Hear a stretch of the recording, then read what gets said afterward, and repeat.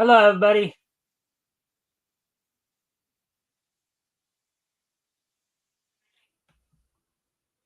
All right. So, welcome to the Mikestand. Hopefully, everybody's having a good week. Today is, of course, Thursday, June the 26th, 2025. So, we're actually almost out of June here. We're just got about 4 more days after today. So, 5 days counting today, of course. So, less than a week. We're almost halfway through 2025, so hopefully everybody's had a good year thus far. Um, so with that being said, of course, friendly reminder to everybody: if you guys can help out by liking and sharing the stream, see if we can get some more friendly people to engage. That'd be appreciated. Also, if anything here grabs your attention, feel free to comment and or ask questions, and I will try to answer the questions to the best of my ability. Let me see here. All right, let me take care of something real quick here. I'm going to put some music on for a moment and see if I can't at least get at least one more viewer out of this. So just give me a sec. What I'm going to do now, of course, I'm gonna go off camera here for a moment. I'll be right back.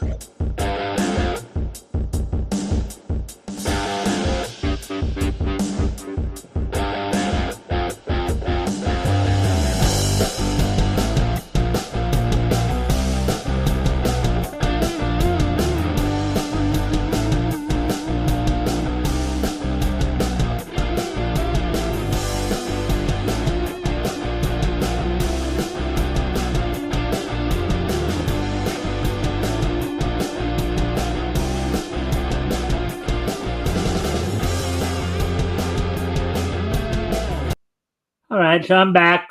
Of course, we're going to give people a chance to come in here.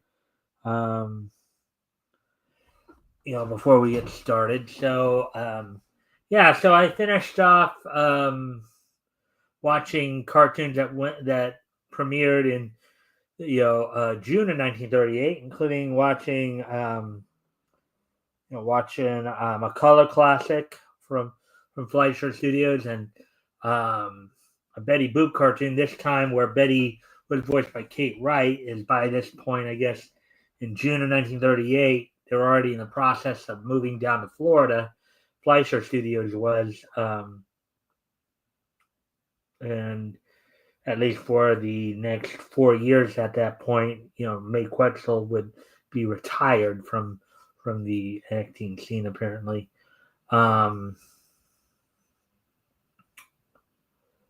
Let's see. So very interesting. Yeah, the color classic I think I saw was actually Hunky and Spunky, about a mother and son donkey.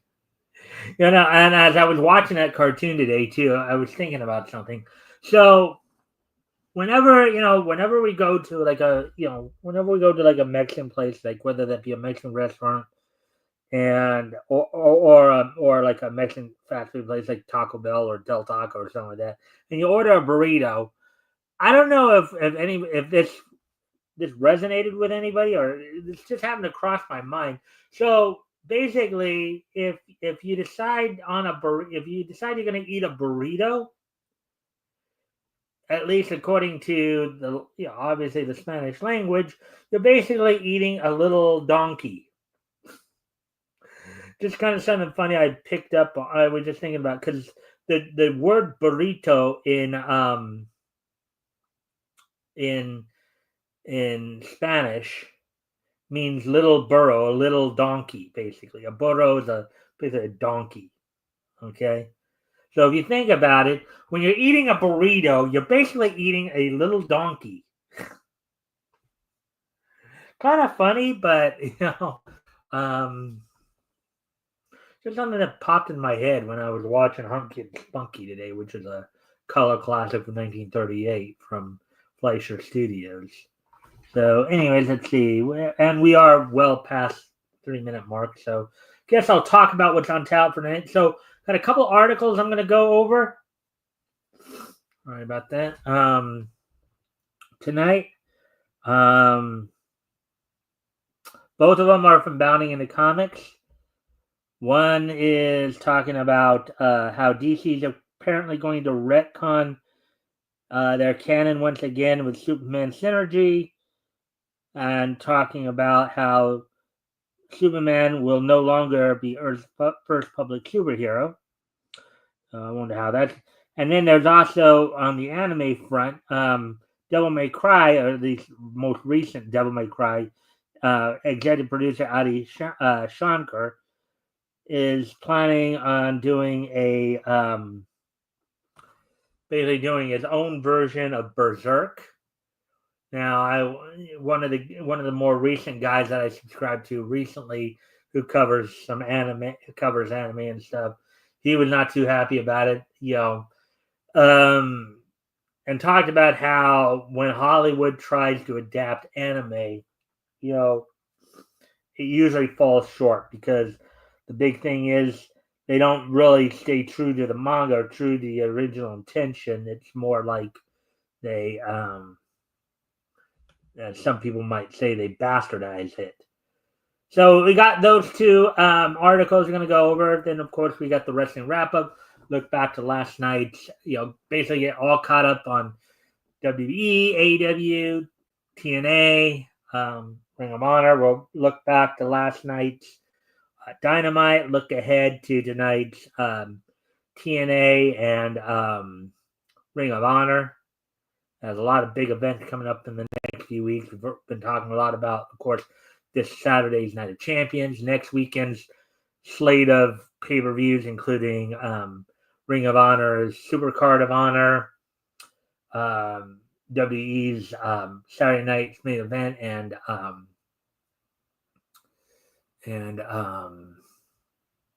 Evolution, and of course the All In show in Kentucky from AEW. And then the following weekend, of course, on Sunday, July 20th, that's TNA's next pay-per-view, Slammiversary. So a lot going on the wrestling front. And then we'll, of course, finish things off with this day in each history. So with all that being said, as always, if you guys haven't already, you guys can help out by liking and sharing the stream. See if we can get some more friendly people to engage. That'd be appreciated. Also, if anything here grabs your attention, feel free to comment and or ask questions, and I'll try to answer the questions to the best of my ability. With that being said, why don't we go ahead and let's get started going over the articles tonight. Go over what these articles we'll get into here.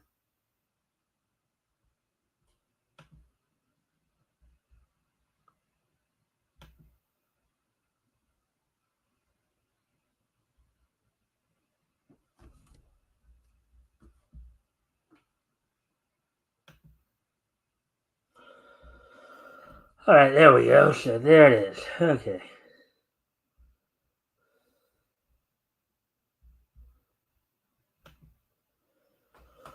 All right, so here we go. Let's get started then.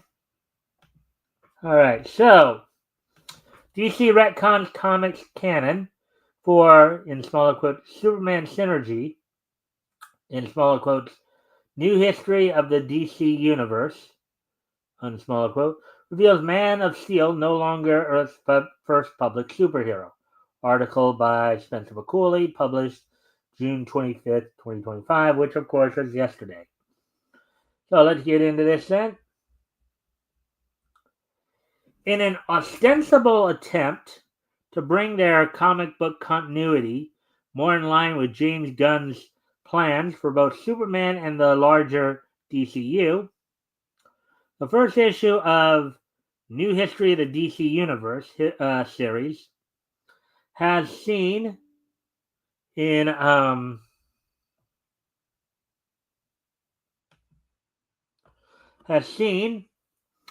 the eponymous publisher retcon their own canon in such a way that rather than introducing the world to the concept of superheroes and inspiring generation after generation of future crime fighters, the Man of Steel's public debut is a relatively uneventful blip in history. So basically, it sounds like DC is apparently bowing down to James Gunn.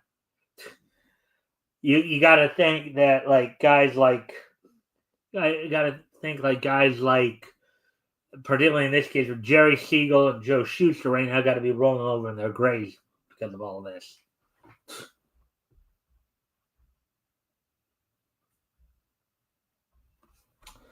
Written by Kingdom Come scribe Mark Waid, with a rotating team of DC All-Stars on art duties, the new history of the DC Universe, Volume 1, aims to properly iron out the various continuity hiccups that have arisen across the publisher's current Earth Prime timeline in the near 15 years since it first established as a result of Barry Allen's Flashpoint misadventure. So once again, they're playing around with their own history, like they've been doing the last 40 years, right? Quote, it's a chance to realign all of the DC's sprawling continuity into one master timeline, and to be joined by some of the comic's greatest artists to make it shine, said Waid at the time of the book's announcement. Quote, with new information for even longtime fans, plus Easter eggs galore, this series will be an essential read for DC fans. Well, I think a lot of the histories of DC Universe are if you're wanting to chronologically try to follow it and from the beginning to the end.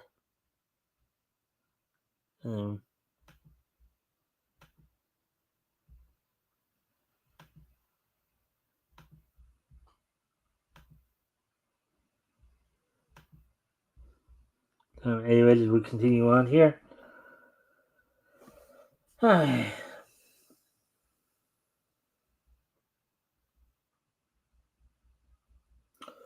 More than just a dry encyclopedia-style recap of Earth Prime's history, this new record is framed as an in-universe work compiled by none other than Barry Allen, who, after losing his powers during the course of last year's Absolute Power event and leaving the Flash mantle solely to Wally West, has chosen to occupy his time by addressing the fact that the DCU's history is too quote-unquote malleable for his own liking. Now, I think that is a common, I guess, complaint a lot of people have, that it does seem to be very malleable, probably become even more malleable in the last 15 to 20 years. I mean, that's in a way that's what Crisis on Infinite Earths was originally about, right? Back in 85, 86, they were trying to kind of just bring everything together and just unify everything. As one could expect, the first issue kickstarts off at the literal cosmic beginning, with the former fastest man alive kicking things off, a recap regarding the creation of the universe's primordial force,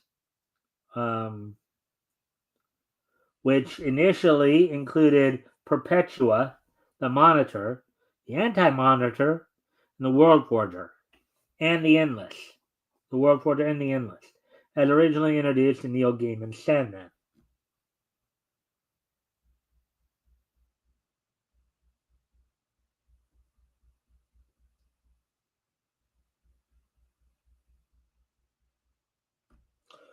Moving along in sequence, Barry proceeds to dig deep into the DCU's past, touching upon not only major events like the creation of the Green Lantern Corps and the debut of the Justice Society of America, but also relatively obscure ones like the Starheart's arrival in China centuries before its discovery by Alan Scott, or the Haunted Tank's deployment on the front lines of World War II.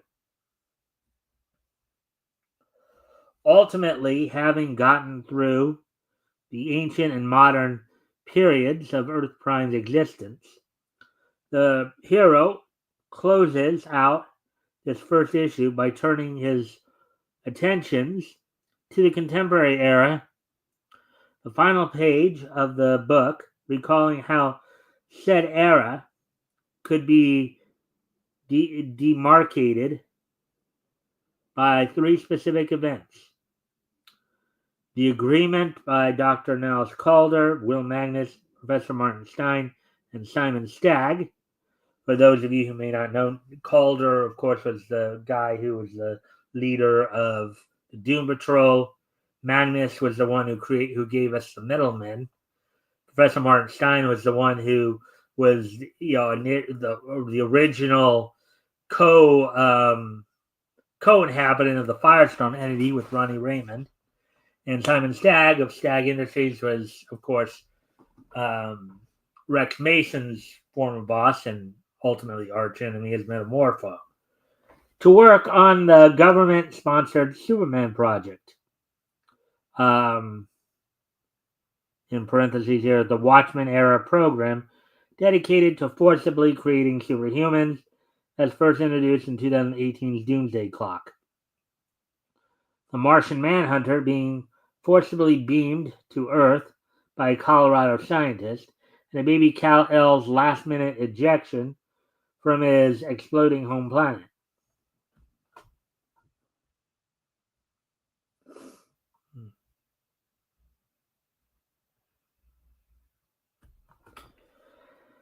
As the more dedicated DC readers out there may have already recognized, the issue's confirmation that heroes and groups like Icon, Dr. Occult, and even the aforementioned JSA were active prior to Krypton's destruction, and represents a stark change to the current Earth Prime canon. Well, yeah, that might be true, in that volume of situations. But even, I think, even back, going back to even the Crisis of Infinite Earths, issue and stuff like that, albeit maybe not as public, but Dr. Occult was active actually before Kal-El, even in the Golden Age. So when you look back to Earth 2's history, Dr. Occult actually did predate Superman on that one. So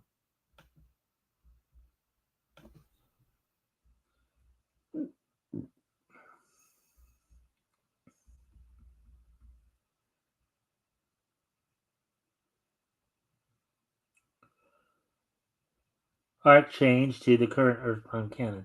All right.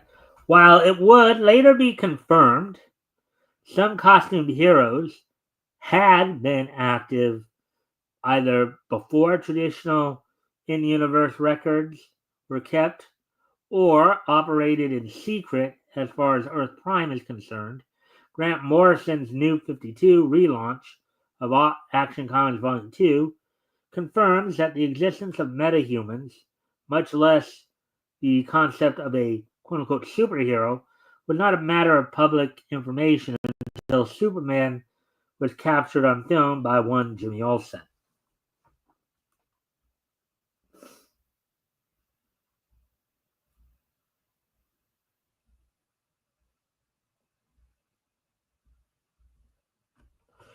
In parentheses here, it should be noted that while at one point the aforementioned JSA and their operation during World War II was an explicit part of regular canon, they were temporarily erased from history by Dr.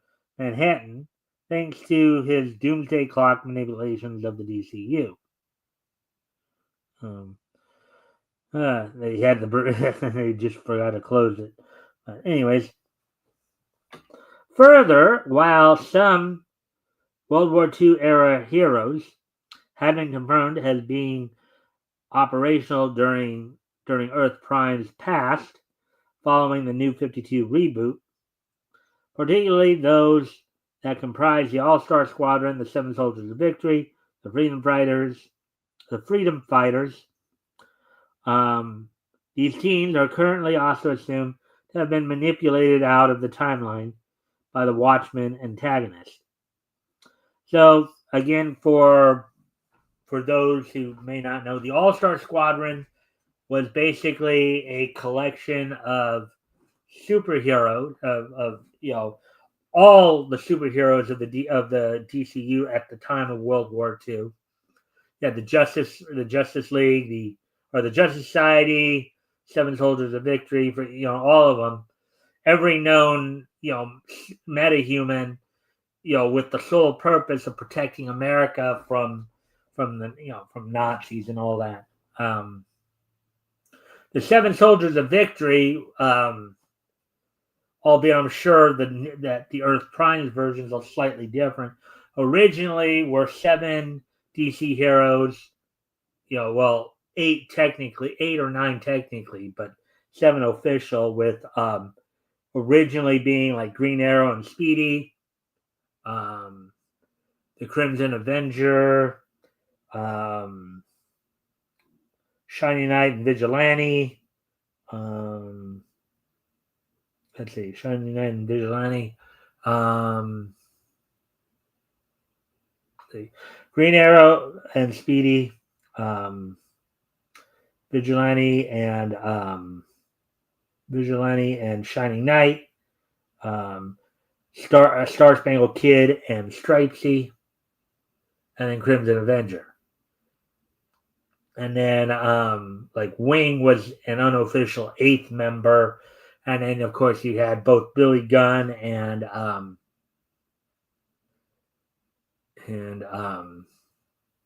one of his other partners. I can't remember his name now.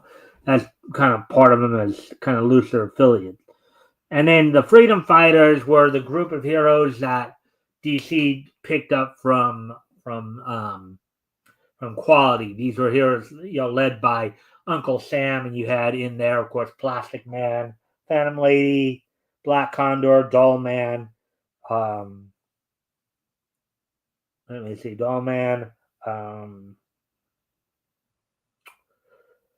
Ray, the Human Bomb. These characters that they picked, those were the Freedom Fighters. So. And I guess they did end the parentheses here with that whole thing was inside of parentheses. All right. So, anyways, as we continue on here, as noted above, while an argument can be made that this change in Superman's history was made in service of integrating all of DC's various properties into one single timeline, one cannot help but raise an eyebrow towards the fact that it brings Big Blue's comic book incarnation far more in line with the cinematic DCU. Now, mind you, they did have this little hiccup during the Golden, Earth 2 Superman obviously came prior to the came prior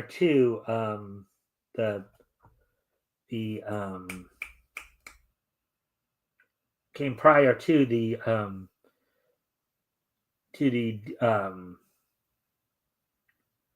DC prior to the Justice League, and then on Earth 1, he obviously there, Earth 1, both cases but when they merged all the Earths in Crisis, they basically set it up to where while you still had the Justice Society in service during the World War II, Justice League, which originally started in the 60s during the Silver Age, would now become a group that would start up in the 80s during the quote unquote Bronze Age of the DCU. Oh, anyways, according to the Superman Welcome to Metropolis prequel novel, which markets itself as being, quote, inspired by the film, unquote, not only does the appearance of the Justice Gang the name proposed by Guy Gardner for the fledgling team, consisting of himself, Hawkgirl, and Mr. Terrific, predates Superman's debut by a significant but unspecified amount of time. But the last son of Krypton will only have a handful of public appearances under his belt prior to his encounter with the trio.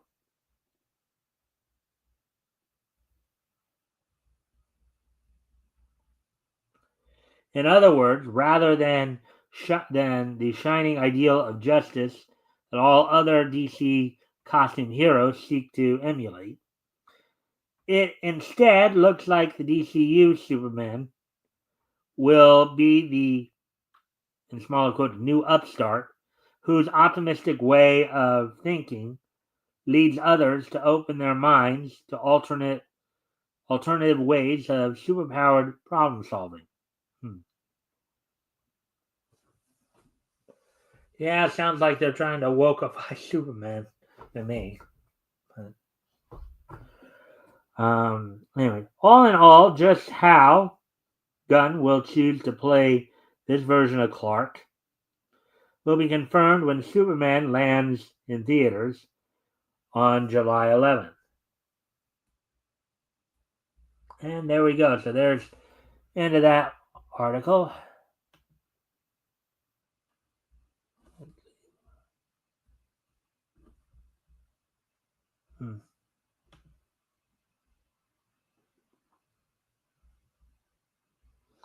All right, so friendly reminder, of course, if you guys can help out by liking and sharing the stream, see if we can get some more friendly people in here to engage. That'd be appreciated. Also, if anything here grabs your attention, feel free to comment and or ask questions, and I'll try to answer the questions to the best of my ability.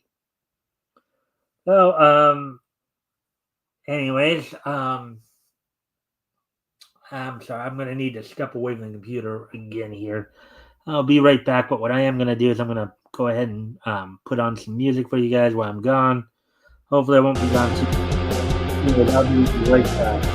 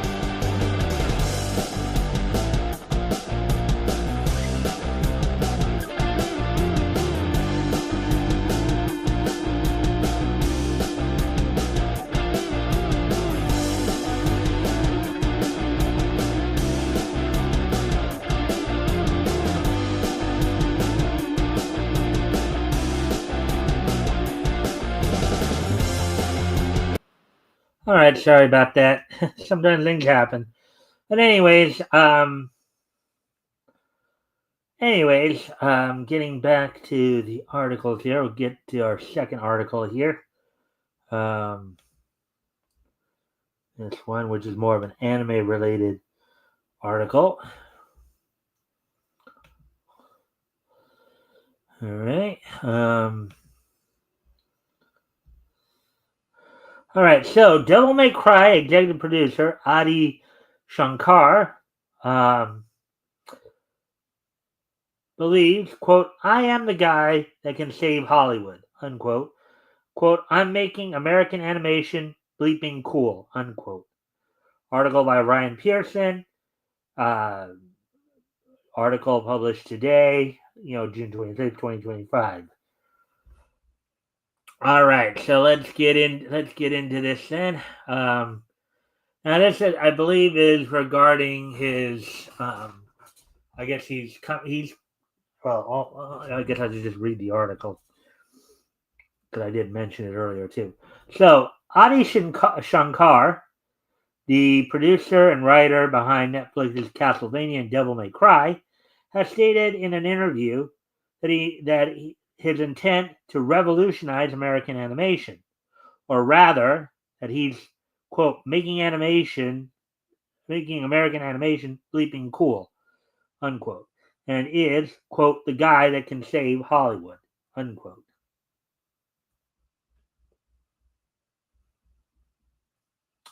In an interview with Esquire's Eric Francisco, Shankar discussed production on Devil May Cry and having acquired the rights to make something with Duke Nukem. The interview also discussed his influences, general impression of what his career is doing, and what it'll do to the American animation industry. There's also been some talk out there that he's planning on doing an adaptation of the Berserk manga as well. That's one of the things I've heard as well.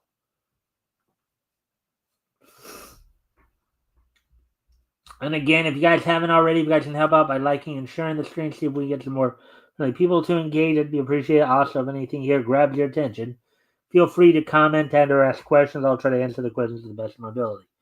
So, with that being said, Francisco touched on how Shankar was living in the U.S. just 2 days before 9/11, and how he was drawn to pop culture and more at the time, as Francisco puts it, quote, new metal on MTV, reruns of action movies on cable TV, and Devil May Cry on PlayStation 2. Dante, who voice, now of course, Johnny Young Bosch has been the voice of Dante for quite a while on a lot of the dub versions of Devil May Cry. So the latter would manifest in Shankar's take on Devil May Cry, making the demons of hell a clear allegory to Middle Eastern refugees, with hell being bombed by the U.S., eager for a new energy source, all set to Green Day's American Idiot. Shankar explained it reflected how, quote, how he, quote, saw the world, unquote, in 2001. So again, somebody else deciding to use somebody else's property to help further their own propaganda instead of focusing on giving a more faithful rendition of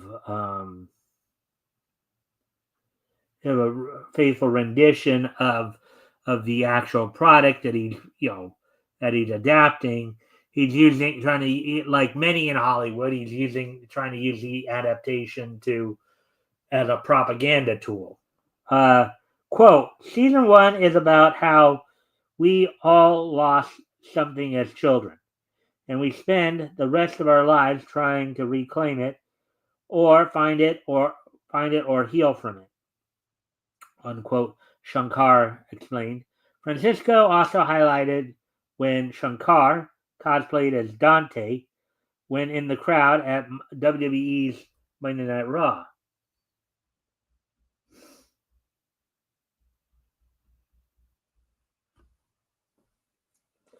Quote, I wanted to be a professional wrestler, unquote, Shankar admitted. Quote, if you're a wrestler, you live the gimmick. It's a 360-degree art form, unquote. Francisco segues this into how Shankar has, quote, played the heel throughout his career, unquote, though referring to red carpet events for his films where he was, quote, in Kiss-esque eye makeup, flowing raven hair, and rock star leather and denim, unquote.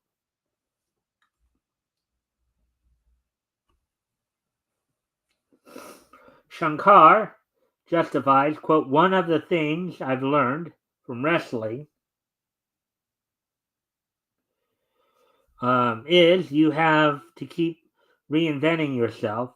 Like when Chris Jericho dropped the long hair and became a riff on Javier Bardem in No Country for Old Men. There's evolution. Um, what I'm trying to convey is that I am a generational bleeping talent. I am the guy that can save Hollywood, unquote.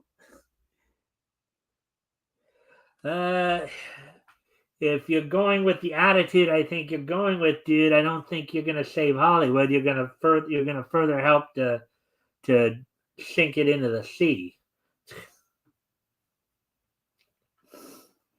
The 40-year-old filmmaker's love of wrestling also stemmed from how a chance meeting with Sabu encouraged him to avoid a dull career. Quote, my parents were like, quote, you need to go into finance. I was interviewing at Citibank. I was in a suit. I'm in JFK, waiting for my flight to Chicago, unquote. It was here that Shankar met Sabu. Quote, I'm like, hey, you're Sabu. Um, he's like, in quotes here, who are you? Are you a narc? Oh boy. He didn't know if I was real or not. In brackets, Sabu says, in smaller quotes, come with me. I follow him around. That made me realize I'm not going to do finance. I'm around other business types in business suits, and Sabu was more interesting, Shankar reminisced. Funny how they mentioned Sabu here, who recently passed away a few weeks ago. Um,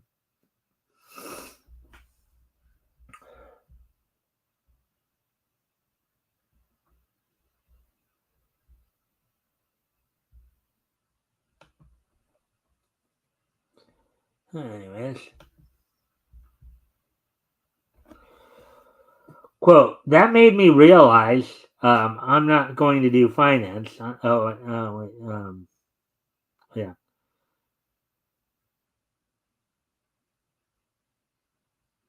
Okay.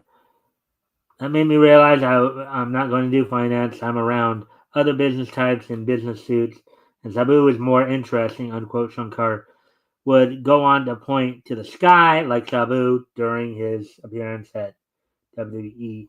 Okay, so as for the interview proper, Shankar once again told the story of how he initially pitched to work on Dino Crisis before Capcom, the development and production of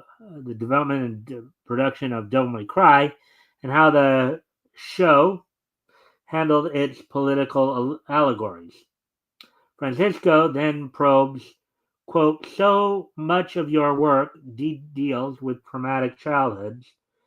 You've mentioned before that you had a difficult upbringing, unquote. Quote, there is a narrative through line about the manipulation of the youth, unquote, Shankar begins. Quote, so much of what I do is about propaganda. My family kept moving to different countries, different societies with different values and languages. You get no cultural stability. There are no fixed points, unquote. Quote, when you're moving around as your mind is forming, nothing meant anything. What was, in small quotes, cool was shifting. Small quotes, cool was a construct that was malleable depending upon where you were. Even the history books were different. You learn about the American Revolution here. It's not considered the American Revolution in a public school. It's an American revolt, unquote, Shankar claims.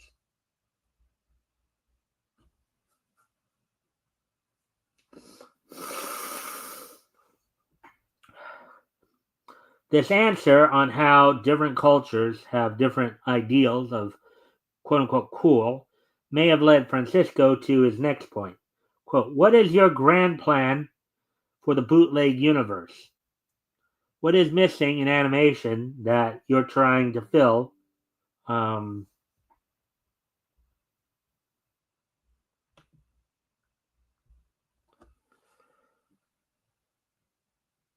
you're trying to fill um,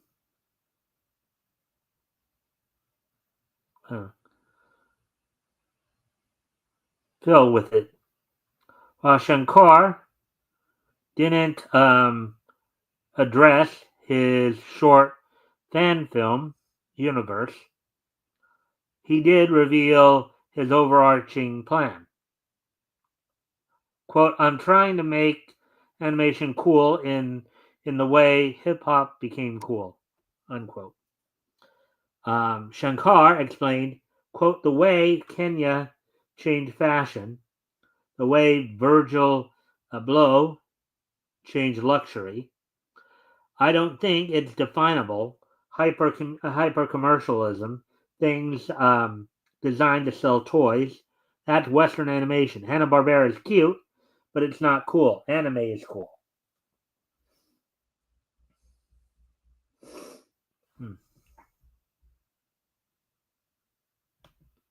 Just need to check something real quick here.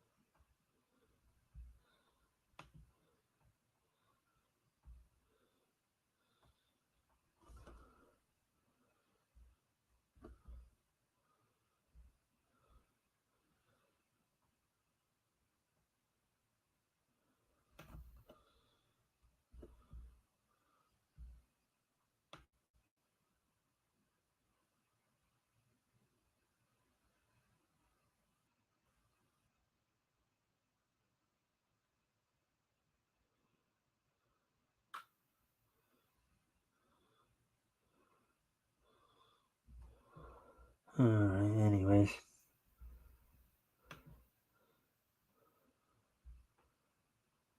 Alright. Anyways. Back to the article here.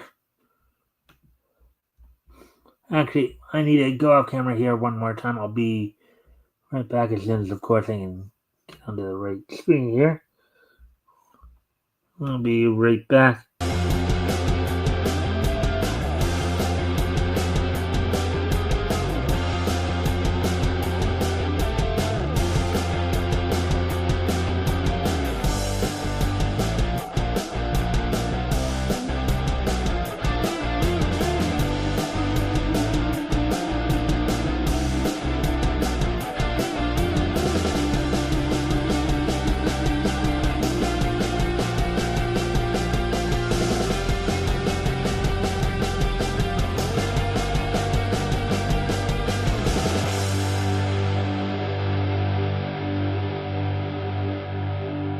I'm back. Sorry about that. Anyways,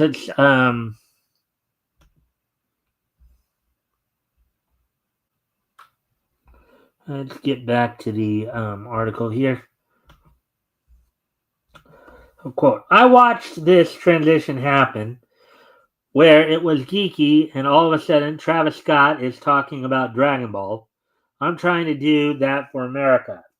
Why is Japanese animation cool? Why is an NFL athlete doing a Dragon Ball dance?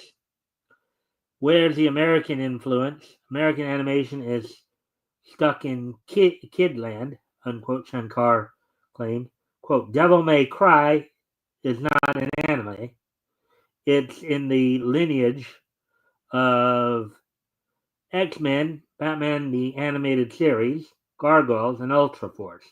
I grew up on action-heavy Saturday cartoons. American Saturday morning cartoons were bleeping sick. I didn't even live in America, and I watched them. They made me want to be here. Unquote. Shankar gushed.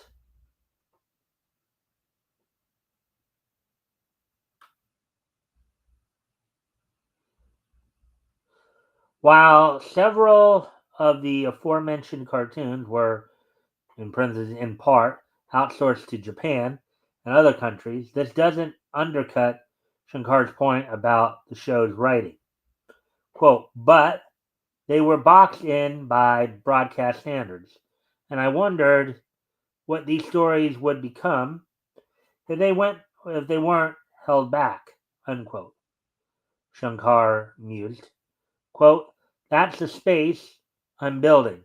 Carry forward the language of the era and elevate it for an audience grown up but still craves that style and energy, unquote. Quote, I'm not chasing the grammar of anime. I'm building something new rooted in American action storytelling. This genre needs a name because it's not anime. It's something that lives between Saturday morning cartoons, prestige television, and R-rated cinema, unquote, Shankar proposed. Francisco echoed the point, quote, many Americans see animation, they think of it as a kid's thing. They never think of someone like, in brackets here, art house animator Don Hirschfeld. Shankar agreed, unquote. Quote, it's art house. Miyazaki does crossover with adults and children, in brackets there. But to an American, that's still art house. The audience go, whoa, with Cody Rhodes. With Cody Rhodes is not watching Spirited Away, unquote, Shankar quips. Quote, there's a broadness, in brackets that bracketed, unbracketed, animation needs to be cool, unquote. Shankar theorizes, quote, like new metal, when new metal was the coolest thing, the hits are what made it. They took new metal, but distilled it into poppy frame. So everyday people were like, quote, I'm into this. And Korn's Freak on a Leash becomes a Trojan horse for normal people get into Deftones and Tool, unquote. Unquote. Quote, American animation doesn't have that. You have people stuck in Hanna-Barbera land. It's cool to me, but it's not cool to the NFL player pretending to be Goku. They're not going, quote, yabba dabba do. It's not bleeping happening. That's my influence. I'm making American animation bleeping good, unquote. Shankar declares, quote, that's what I'm doing, unquote. Shankar concludes the interview with his plans for the second season of Devil May Cry. Season 1 had to be a gateway drug, but season 2, the storytelling is going to pivot. Um, season 2 is going to be different stylistically and tonally from season 1. Virgil is a big, very important character It's essentially a new show, unquote, Shankar promises. Quote, I have goals. I want to body Arcane, surpass it in viewership.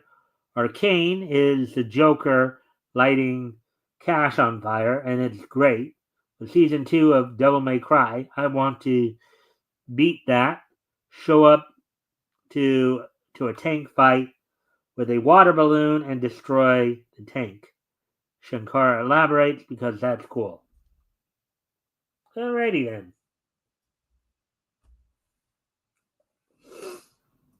So there we go with that.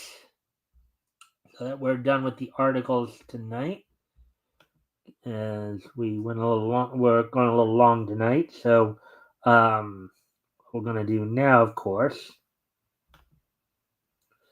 is I'm going to go right into the wrestling wrap up. Probably won't go as long because I am trying to get it right at the hour mark. So I got to get through the wrestling wrap up and the this day in each history. Hopefully in 8 minutes, a little, or probably closer to 7 minutes. But anyways, we'll see what I can do there. All right. So first off, going back to last night's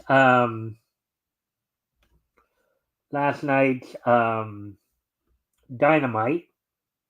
And of course, towards the beginning of the show, so the first match on last night Dynamite, which was coming to everybody from the at Accesso Showwave Center in Kent, Washington, with Excalibur, Ian Riccaboni, and Taz on commentary. The opening match saw Will Ospreay and Swerve Strickland defeat Blake Christian and Lee Johnson. And in a bit of a twist, initially the match was set to happen at 1 hour later, but the EVPs decided to come out and flex their muscle a bit. The Jackson, Matthew Nicholas Jackson, decided to make it, make this match for the beginning of the show. And in a conversation after the match between Ospreay, Strickland, and the Young Bucks, the Ospreay and Strickland made a challenge to face the Young Bucks in a tag team match in which the Young Bucks would put the EVP titles on the line.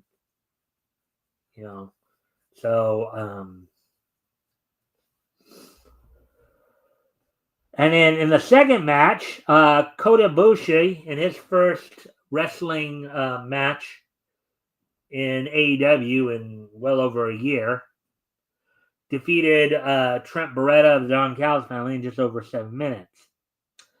The team of Jet Speed of Speedball Mike Bailey and Kevin Knight defeated the makeshift team of AR Fox and Ricochet. Ricochet, who had tried to recruit AR Fox for this match and then eventually abandoned him. This also eventually led to a segment afterwards in which, as Jet Speed was coming out to challenge, they're laying out the challenge to the Hurt Syndicate to try to get a shot at the AEW World Tag Team titles. The Hurt Syndicate would come out and basically brutalize Jet Speed, and then MJF would let everybody know that he had plans to be involved in the Casino Gauntlet, which we'll get into so the Casino Gauntlet. So 2 more matches were added last week to All In. We did mention this, I think, once before, in which the men's and women's Casino Gauntlet would happen at the. Now on last night's show, of course, 4-way matches happened for the number 1 spot in the Gauntlet, which is considered the advantageous position in a Gauntlet. In which, in the men's fatal 4-way for the number 1 spot, Mark Briscoe defeated Ring of Honor World Champion Bandito, Don Callis family member Konosuke Takeshita, and Roderick Strong. And then in the women's fatal 4-way, Chris Statlander, with the help of the Death Riders defeated Willow Nightingale, Thunder Rosa, and Ring of Honor Women's World Champion Athena. The main event saw Adam Page defeat Beast Mortos, only for him to be attacked by the Death Riders and the EVPs afterwards, only for him to be saved from any serious damage by the Ops. So that happened on last night's Dynamite. Now looking ahead to tonight's Collision. Looking ahead to tonight's Collision as we go back here. On tonight's Collision, also happening from the Acesso Showwave Theater in Kent, Washington, with Nigel McGuinness and Tony Schiavone on commentary. The opening match will see a tag team match in which the patriarchy duo of Christian Cage and current Ring of Honor World Television Champion Nick Wayne will be taking on Big Bill and Brian Keith, formerly of the Learning Tree. This is Christian Cage's way of trying to, quote unquote, become the first father and son tag team to win the AEW World Tag Team Championships. And then in the second match, you have Brody King teaming with CMLL's Templario. Templario is also currently one half of the New Japan Strong tag team champions, taking on Don Callis family members, CMLL's Hechicero and Rocky Romero. Megan Bain takes on Vert Vixen. Vert Vixen, who is the current Spark Joshi Pacific title holder. Adam Cole defends the TNT title tonight against Don Callis family's Josh Alexander. Queen Aminata will be taking on Sky Blue in a one-on-one match. And Kyle O'Reilly, in a battle of the Kyles, Kyle O'Reilly of Paragon takes on Kyle Fletcher of the Don Callis family. So you still have a bit of the Don Callis family Paragon feud going on between the two shows. Now, also happening on tonight's Impact, as TNA is continuing to make its way towards on tonight's Impact, coming from the UPMC Event Center in Moon Township, Pennsylvania, with Tom Hannafin and Matthew Wainwright on commentary. The opening match will see one half of the TNA World Tag Team Champions Ryan Nemeth taking on Zachary Wentz, one half of the Rascals, in a prelude to their upcoming TNA World Tag Team Championship match. You'll have a number one contendership battle royal for the Knockout World title. The winner of this match will be the number one contender and will be the next challenger to Masha Slamovich. In the match, includes Victoria Crawford, Alicia Edwards, Jessica McKay, Rosemary, Cassie Lee, Ashley Elegance, Tessa Blanchard, Zaya Brookside, Danny Luna, Lei Ying Lee, Tasha Steeles, Indy Hartwell, Kate Arquette, Jody Threat, Harley Hudson, Mila Grace, Jada Stone, and Mila Moore. In a call to arms match, as set up on last week's show, Mustafa Ali will be taking on John Skyler. John Skyler basically just about had enough of Mustafa Ali's baloney. Former TNA, of course, tag team legends, the Hardy Boys, Jeff and Matt Hardy, will be taking on the Northern Armory duo of Judas Icarus and Travis Williams with Eric Young in their corner. A 2-on-1 handicap match. TNA X Division champion Moose takes on the duo of Jake Painter and Shane Saber. And in the main event, in a street fight, we'll see Mike Santana coming off of his suspension, taking on AJ Francis.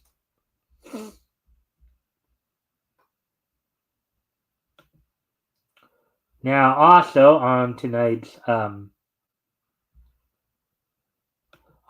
Ring of Honor show, Ring of Honor on Ring of Honor Wrestling.com, coming from Arena, Mexico, in Mexico City, Federal District, Mexico. In a proving ground match for the Ring of Honor World Television title, Nick Wayne will seek to fend off the challenge of Titan. Now, Titan can win or last the 10-minute time limit. He will earn a shot at the Ring of Honor World Television title. In a women's tag team match, Ring of Honor Women's World Champion, as well as Ring of Honor.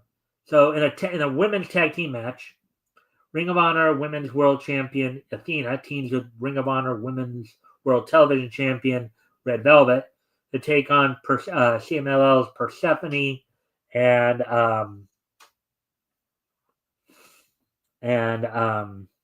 Thunder Rosa. In a non-title match, Ring of Honor Pure Champion Lee Moriarty, who will have the rest of Shane Taylor Promotions in his corner, will be taking on the Lucha legend Blue Panther. Main event will see Bandito, a Ring of Honor World Champion Bandito, defending the Ring of Honor World title against Máscara Dorada. This is all part of the Ring of Honor CMLL Global Wars event that actually took place last week, but will be shown on tonight's show. So we may have already gone over the results, but I just didn't know they were planning on airing it eventually. But with that, and so that's all we got for the wrestling wrap up. Let's see. Now, everybody is safe. Apparently, everybody is safe right now over in Saudi Arabia, as WWE, of course, is preparing for the for their Night of Champions event this Saturday. So that's all going down, of course. But now, let's wrap things up by taking a look back at this. So, with today being Thursday, June 26th, 2025, let's take a look back at this day in Niche history. So, first off, I'm going to head back 50 years ago, and on this date, 50 years ago today, back in 1975.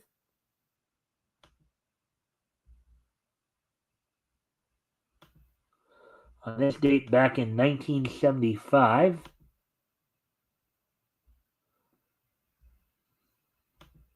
the 40th issue of the Flintstones of Charlton Comics went on sale on this date back in 1975. It sold for 25 cents for 32 pages. You had like 5 stories in it, 4 of them featuring the Flintstones and 1 other story. You had Peace, It's Wonderful, Mr. Fix-It, The Junk Jewelry, and Skinny Flintstone. And then the other story was Oh Snow. So on this date, 50 years ago rather, the 40th issue of the Flintstones from Charlton went on sale on this date back in 1975. Now, moving ahead to the year 2005, 20 years ago today. On this date, 20 years ago today,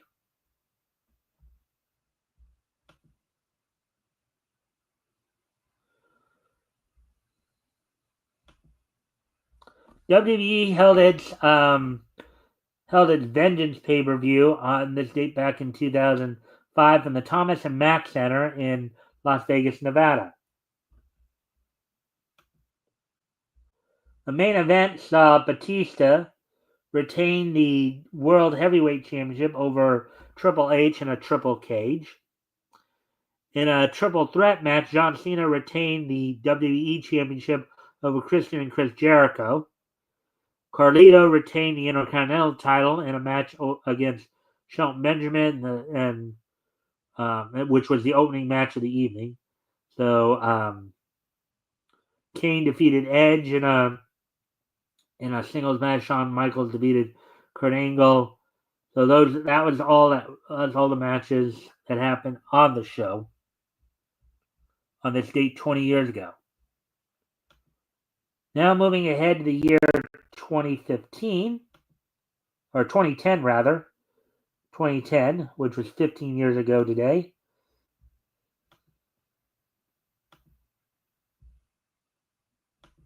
On this date, back in the year 2010,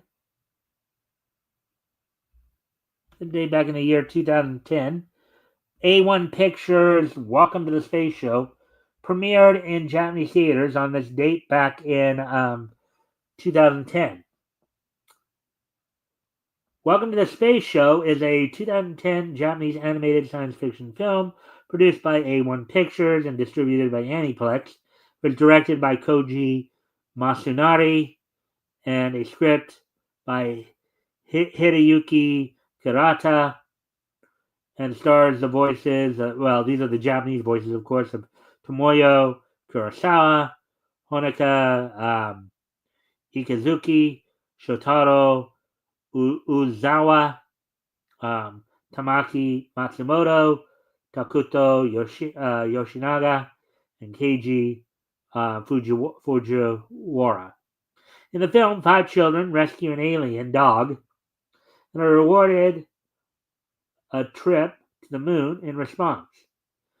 After events cause the group to become stranded in space, they must find a way to return to Earth before the kids' parents arrive. All right. Sounds like a very interesting story, to say the least.